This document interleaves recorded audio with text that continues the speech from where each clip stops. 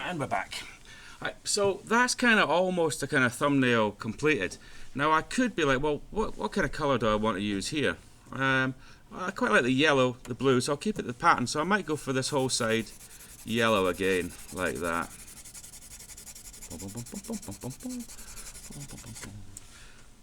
Yeah, and that's quite, again, it's quite a nice symmetrical layout with the bright blue and red in the middle, and then the two yellows on the outside. I might want to put, I don't know, what have I? Hello. I thought you were just going to jog your way through there in your sports gear.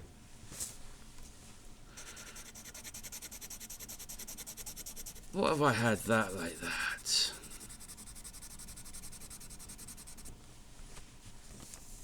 That could work, couldn't it? I've got this kind of repeated box, red box, red box. What could I say about them? The shapes. Unity again, isn't it? Created through both colour and through shape. That 100, if I wanted to make that 100 stand out even more, what could I do with it? I could change its colour. What could I change it to? I could change it to blue.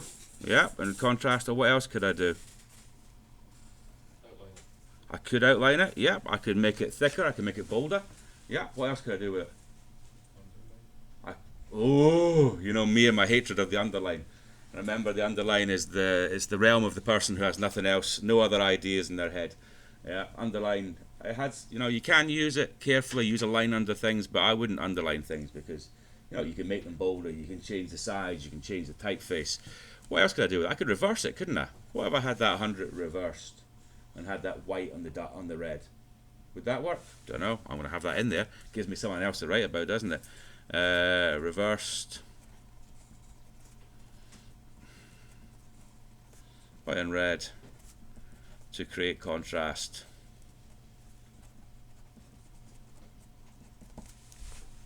Yeah.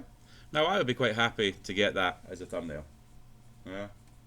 That would be quite happily. What did that take? 15 minutes maybe to do that whole thumbnail without the interruptions? What do you think? 20 minutes? You were in the room too? Yep. Yep. So I would say you would get, what, 4 of them done in an hour? Yeah. Now if I think about the next one, I'm going back to here. Now what do you notice about the visual images that I have there? What do you notice about the angle of this one and this one? They're tilted, aren't they? So what could I do with that in my next one?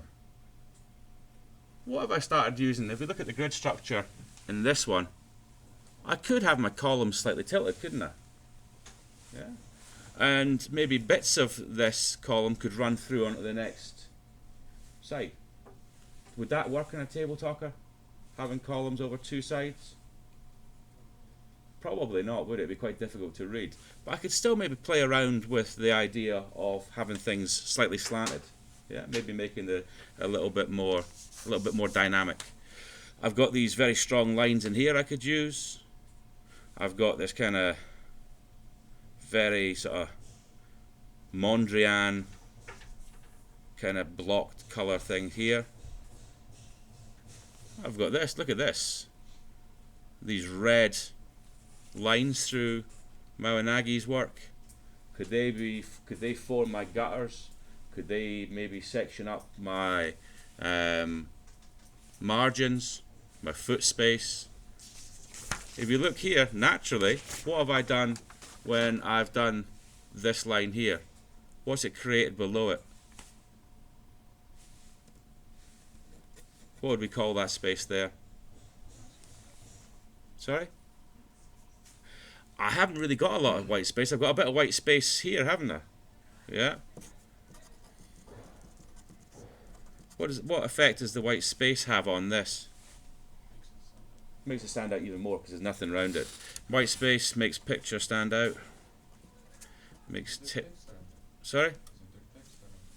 Yeah, but it's still stuff.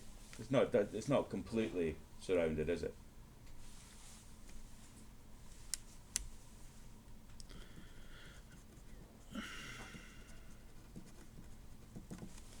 And we could call that the footer. Yeah. So that would be my first thumbnail.